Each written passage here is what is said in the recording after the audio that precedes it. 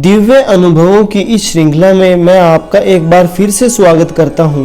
अनुभवों की श्रृंखला का चलिए सुनते हैं एक और दिव्य अनुभव, मेरी दिव्य अनुभूति।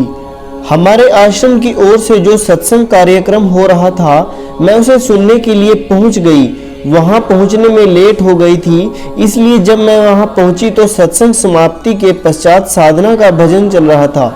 सभी साधक अपनी आंखों को मूंद गहरे ध्यान में थे। भजन समाप्ति पर उन्होंने अपनी आंखों को खोला तो उनके ठीक सामने एक गठड़ी रखी हुई थी। उन सभी साधकों ने बड़ी ही सहजता से अपनी अपनी गठड़ी को उठाया और अपने साथ ले गए। मुझे कुछ समझ नहीं आ रहा था, यह गठड़ी क्या है, ये सब साधक इसे क्यों और कहां लेकर जा रहे हैं। तभी वहां जो प्रचारक दीदी खड़ी थी, मैंने उनसे पूछा, दीदी ये सभी साधक क्या उठाकर ले जा रहे हैं। प्रचारक दीदी ने मेरी दुविधा का निवारण करते हुए कहा, इस गठड़ी को लेकर जाना अनिवार्य है, यह सेवा की गठड़ी है ना जाने कितने जन्मों जन्मों के कर्मों को हम ढोने को विवश हैं। उन्हीं कर्मों को काटने के लिए गुरु समय समय पर अपने शिष्यों को सेवा प्रदान किया करते हैं।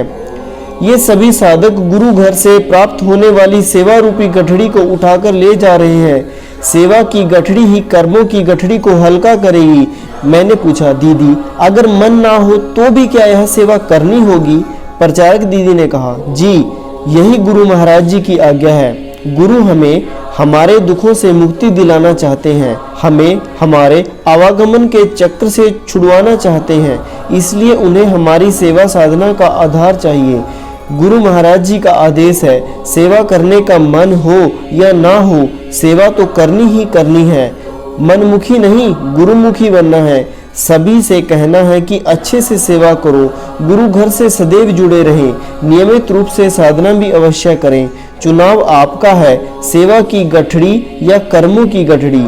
दिव्य अनुभवों की ऐसी ही श्रृंखला सुनने के लिए हमारे YouTube चैनल को लाइक सब्सक्राइब जरूर करें। सभी को जय महाराज जी की।